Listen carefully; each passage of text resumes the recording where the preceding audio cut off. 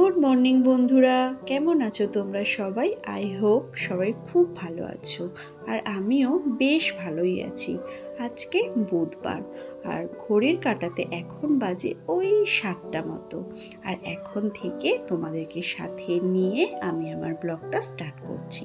যে যেখান থেকে আজকে আমার এই ভিডিওটা দেখছো সবাইকে জানাই অনেক ভালোবাসা এবং আমার চ্যানেলে ওয়েলকাম। সবাইকে আমার পাশে থেকে শেষ পর্যন্ত ভিডিওটা দেখার অনুরোধ রইল। আশা রাখছি সবাই খুব ভালো লাগবে।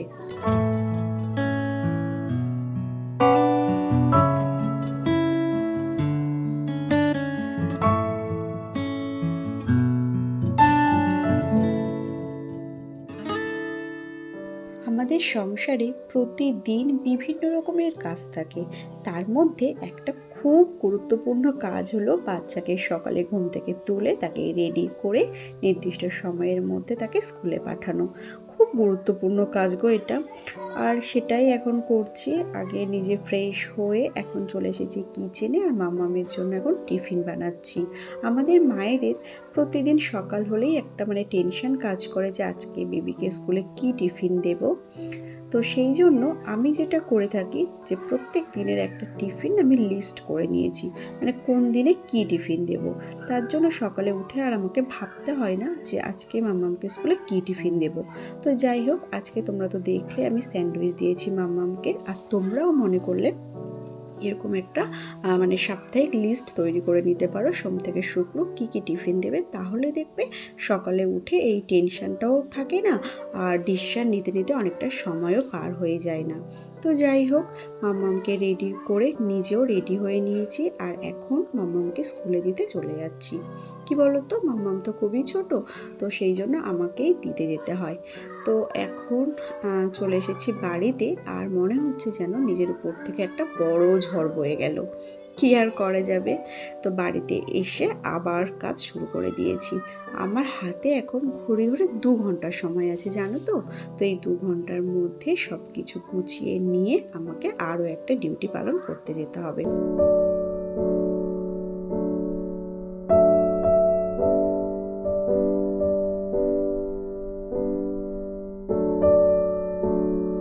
শীতকালে আমাদের বিছানা গুছানোটা একটা বেশ সময় সাপেক্ষ ব্যাপার, তাই না বলো? অনেক কিছু গুছাতে হয় গো। কিন্তু গরমের সময় এইসবের কোনো বালাই নেই, শুধুমাত্র বেড কভারটা টান করে পেতিয়ে নিলেই মোটামুটি কমপ্লিট হয়ে যায়। তো কি আর করা যাবে, শীত প্রায় আমাদের ছেড়ে বিদায় নিতে বসেছে। আমার না শীতকালটা বেশ পছন্দের একটা কাল, জানো তো। গরমকালটা আমার একদমই ভালো লাগে না, কারণ আমার যেহেতু সান অ্যালার্জি আছে, তাই আমার গরমকালটা না একদম পছন্দের না গো। আমার শীতকালটা খুব পছন্দের। আর তোমরাও কমেন্ট করে জানিও যে তোমাদের কার কার শীতকালটা বেশ ভালো লাগে। আমি একটু না শীত কাতুরে, যার জন্য শীতকালটাই আমার পছন্দের একটা কাল।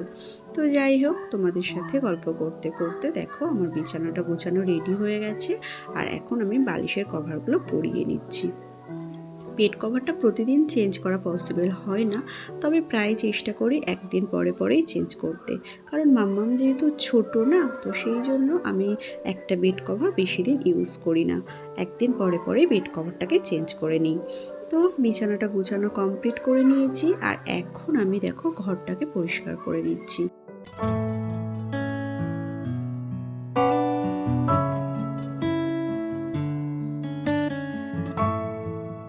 প্রতিদিন একটু একটু করে পরিষ্কার করলে আমার মনে হয় না যে একদিন ভীষণ কষ্ট করে সারা দিন সকাল থেকে সন্ধ্যা পর্যন্ত খেটে ঘর পরিষ্কার করতে হয়। সেই জন্য টুকটাক প্রতিদিন একটু একটু করে পরিষ্কার করে রাখি। তাতে কি হয়, একদিনে আমাকে খুব বেশি প্রেশার পড়ে যায় না। আর আমাদের তো ছুটি বলতে কোনো দিনই থাকে না সপ্তাহের, তাও রবিবারটা একটু হলেও ছুটি পাই, একটু ঢিলেমিশি করে কাজ আমরা করতেই পারি। কিন্তু রবিবারে কটা কাজ করব বলো? সব কাজ তো একদিনে করা পসিবল হয় না। সেই জন্য আমি কী করি, প্রতিদিন একটু একটু করে প্রত্যেকটা জিনিস পরিষ্কার করে নিই। আর আমাদের ঘরে তো প্রচণ্ড ধুলো পড়ে, জানো তো। তো প্রতিদিন একটু একটু করে পরিষ্কার না করলে ভীষণ নোংরা হয়ে যায়। আর তাছাড়া কি বলো তো, মাম্মাম যেহেতু ছোট, ও তো প্রত্যেকটা জিনিস নিয়ে খেলা করে, তো এইসব ধুলো পড়ে থাকা জিনিস হাত দিলে ওর হাতটাও নোংরা হয়ে যাবে। তো সেই জন্য আমি কি করি, পার ডে একটু একটু করে পরিষ্কার করে নিই। তাতে কি হয়, আমাদের ঘরটা না অনেকটাই পরিষ্কার থাকে, আর একদিনে আমাদের খুব বেশি প্রেশারও পড়ে যায় না।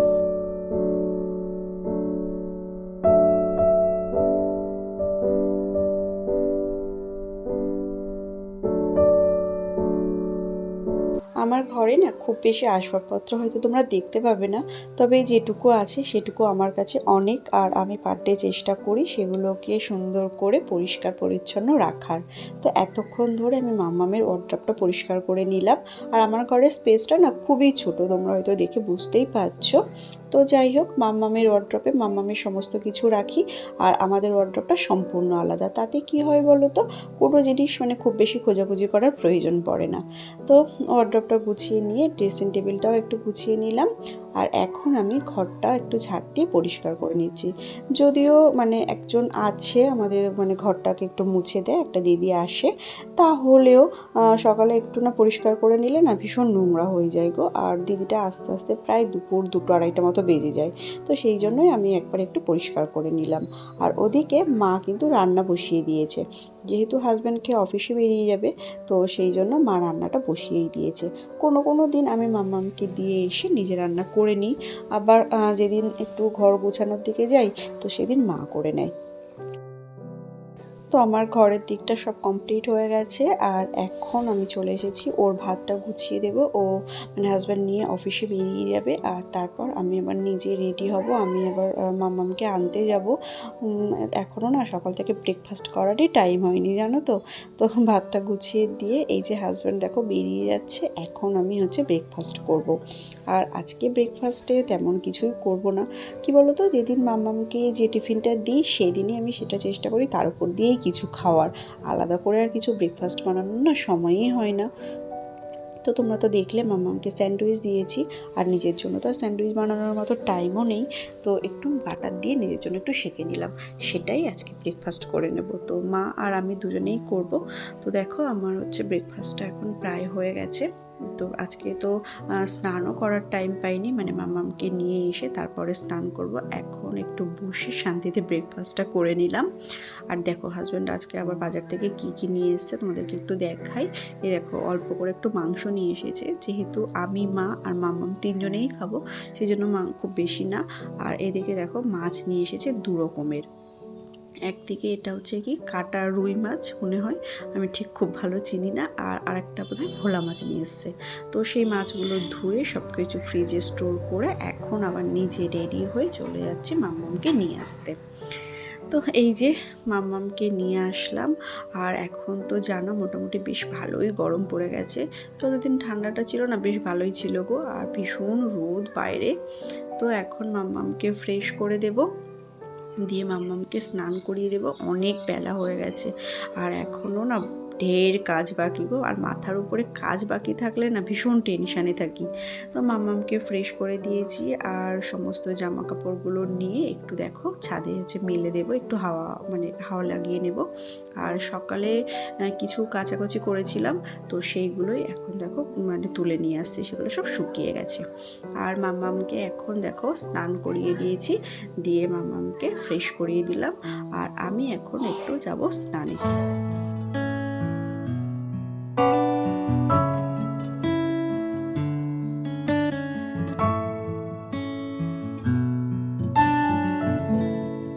মাম্মামের জামাকাপড়গুলো আমি পার ডে কেচে দিই।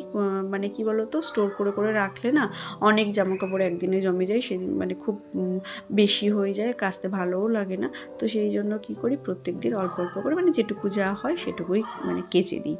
তো দেখো আমার হচ্ছে এখন স্নান করা কমপ্লিট হয়ে গেছে।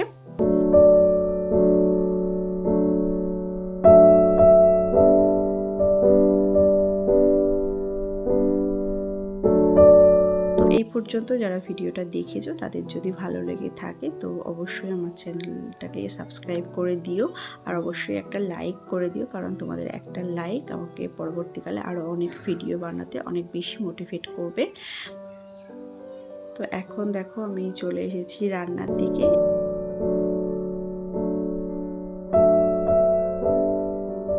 মশলাটা মোটামুটি মোটামুটি অনেকটাই মা রেডি করে দিয়েছে। মা অনেকটাই আমাকে হেল্প করে, আর না করলেও একার পক্ষে সত্যি মানে সবটা করা না পসিবল হয় না, যেহেতু আমাকে ঘরে বাইরে দুদিকটাই সামলাতে হয়।